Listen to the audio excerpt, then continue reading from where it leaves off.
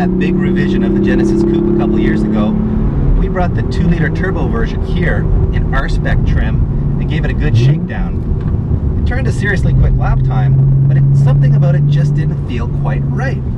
It had way too much understeer on corner turn-in, the brakes were fading after a couple of laps, and the gearbox just wasn't very good. We're back now though in the V6 version in GT trim, which means we get all the R-Spec goodies pressed a little more. And what we want to find out today is, not only is it quicker around our test track, but is it more of a driver's car? Have they addressed the handling balance? Have they addressed the gearbox? And are the brakes going to hold up a little bit more?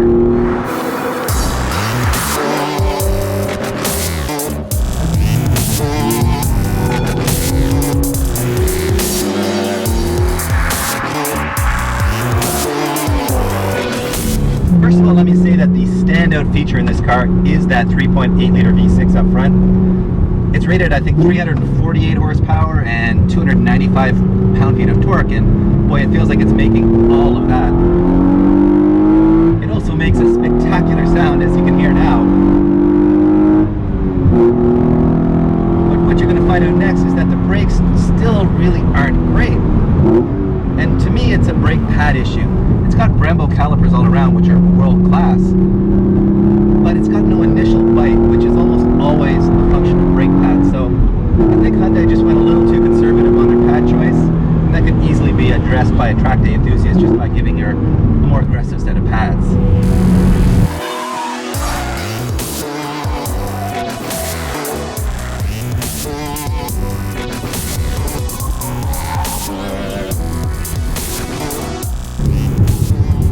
R-Spec trim, you get 19-inch wheels and tires, and it's a staggered setup.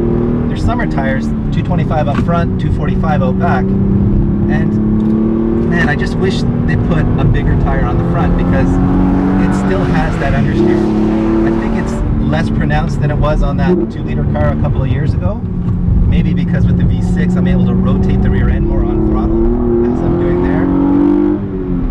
But it just feels like it lacks front grip.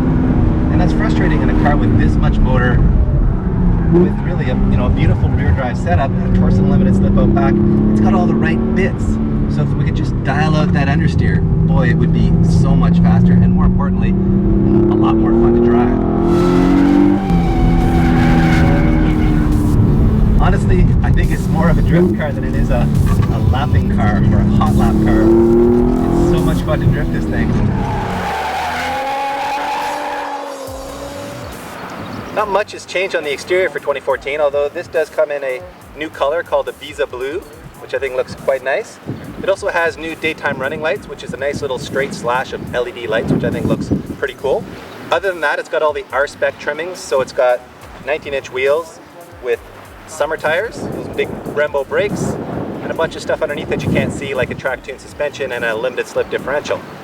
Much like the exterior, not a lot has changed inside, but I do like the fact that they've put a much more aggressive side bolstering in the seats here, so it really does hold you in nicely on the track. The steering wheel is apparently revised a bit. I think it's a higher grade leather, and overall I just like the diameter of it. It's a nice, clean, simple design, not a lot of buttons.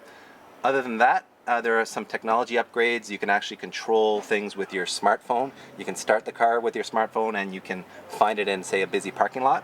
So that's kind of cool. A couple of little complaints though. For one, the shift knob is just kind of low rent. It feels cheap in your hand. And there's also these 3 gauges on the dash, which are a little bit confusing. The first one makes sense, oil temperature. Why not put that front and center? But then there's a torque meter, which shows you how much torque you're using, which seems kind of silly. And then there's a fuel consumption meter, which typically you'd see on a digital display somewhere. So I'm a little confused to see that in an analog style gauge. So is this 3.8 GT version of Hyundai's Genesis Coupe really faster and more fun than the 2-liter turbo car I tested here last summer? Well, I did a best lap time today of 1:23.6, which is almost a second and a half faster than the turbo car. So we can check that one off the list. And as far as the more fun part goes, well, I've got to apologize to Hyundai because I've absolutely torn up the rear tires, drifting this car everywhere.